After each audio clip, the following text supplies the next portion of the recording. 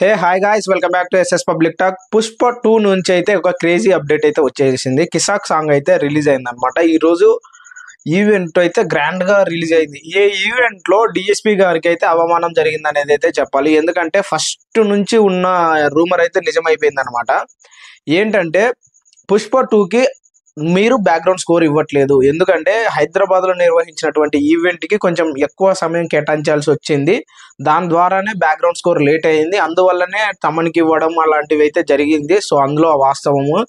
ఈ రోజు Kissik song release చేసిన తర్వాత డిఎస్పి గారికి మీరు లేట్ వచ్చారు ఈవెంట్ కి, మీరు అసలు టైంకి ఇవ్వలేదు, మీరు టైంకి రారు, ఏంది అసలు మీ వల్ల చాలా ప్రాబ్లం క్రియేట్ అవుతుందని ప్రొడ్యూసర్ రవి గారు అయితే చాలా సీరియస్ అయ్యాడు అనమాట. సో డిఎస్పి గారు స్టేజ్ మీదకి ఎక్కిన తర్వాత సో వారి మాటలోనే ఒకసారి వీడియో ప్లే చేస్తాను, మీరే చూడండి. రవి సార్, మళ్ళీ నేనేదో స్టేజ్ ఎక్కి ఎక్కువసేపు మాట్లాడినా అన్నొద్దు. మీరేమో నేను టైంకి పాట ఇవ్వలేదు, టైంకి బ్యాక్గ్రౌండ్ స్కోర్ ఇవ్వలేదు, టైంకి ప్రోగ్రామ్ రాలేదు, ప్రతిదీ నాకు నా మీద మీకు చాలా ప్రేమ ఉంది నా మీద. కానీ ప్రేమ ఉన్నప్పుడు ఏంటంటే కంప్లైంట్స్ కూడా ఉంటాయి. కానీ ఇదన్నమాట జరిగింది.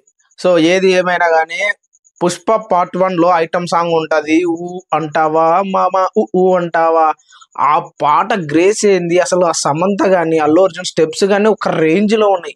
ఈ కిసాన్ సాంగ్ చూసిన తర్వాత అసలు డిఎస్పి అయితే చాలా డిసప్పాయింట్ అయ్యి ఇచ్చినట్టుంది. మ్యూజిక్ చాలా వరస్ట్ ఉంది సాంగ్. అసలు ఆ సాంగ్ విన్నా గానీ, ఆ సాంగ్ చూసినా గానీ, ఆ సాంగ్ పిక్చరైజేషన్ ఎక్స్ట్రాడినరీగా ఉంటుంది. అసలు చూసిన ప్రతి ఒక్కరు, చిన్న పిల్లలు కూడా స్టెప్స్ వేయాలనిపిస్తుంది. ఏందో ఈ కిసాక్ సాంగ్ అయితే అసలు ఎక్కువ భారీగా ఇండైరెక్ట్ గా డబుల్ మీనింగ్ డైలాగ్సే ఎక్కువ ఉన్నాయి. ఏది ఏమైనా ఈ విధంగా ప్రొడ్యూసర్స్ డిసప్పాయింట్ చేయడం అయితే డిఎస్పి ఫ్యాన్స్ అయితే పూర్తిగా ఆగ్రహం వ్యక్తం చేస్తున్నారు. అసలు సినిమా ఉన్న హోప్స్ సాంగ్స్ మీద లేకుండా చేశారనేది అయితే ప్రొడ్యూసర్స్ వాస్తవం అనేది డిఎస్పి గారు మరొకసారి ఆగ్రహం వ్యక్తం చేశారు. సో చూడాలి ఇంకా ముందు ఇంకా ఎంత ఆగ్రహం వ్యక్తం చేస్తారో, ఆయనలో ఉన్న బాధ ఆవేదన ఇంకెన్ని ఇంటర్వ్యూల్లో వెల్లడి చేస్తారో అయితే చూడాలి.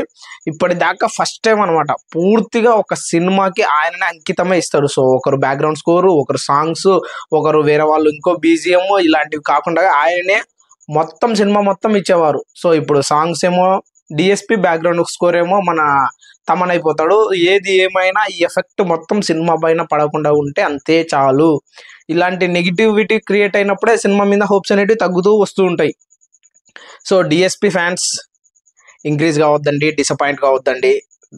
Back soon DSP. సో మరిన్ని ఇలాంటి లేటెస్ట్ ట్రెండింగ్ అప్డేట్స్ కోసం మన ఛానల్ని like, share, subscribe. Thank you.